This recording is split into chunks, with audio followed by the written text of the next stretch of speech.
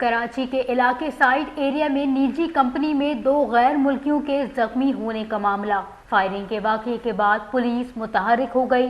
Firing میں ملوث ملزم کی گرفتاری کے لیے ڈسٹرکٹ کیماڑی میں ناکہ بندی کر دی گئی۔ پولیس نے موجکو چیک پوسٹ پر اضافی نفری کو تعینات کر دیا۔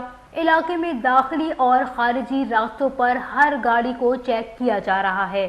سائٹ ایریا سے صدر آنے والے راستوں پر بھی اضافی نفری تعینات ہے اور سرچنگ بھی جاری ہے۔ شیرشاہ تا ماڑی پور کے مختلف مقامات پر بھی تلاشی کا سلسلہ تیز کر دیا گیا ہے۔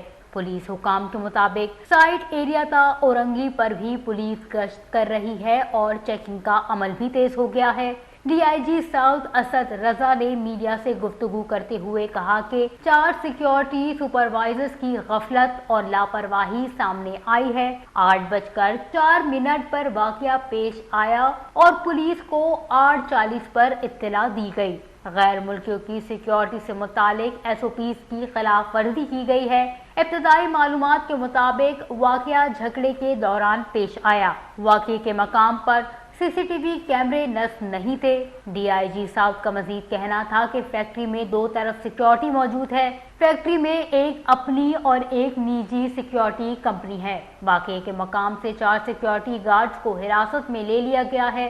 سیکیورٹی گارڈ کے آبائی علاقے میں بھی ملزم کو تلاش کیا جائے گا۔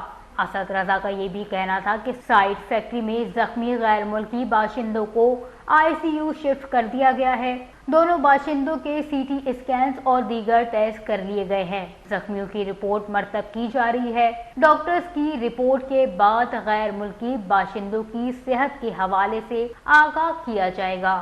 وش نیوز، کراچی۔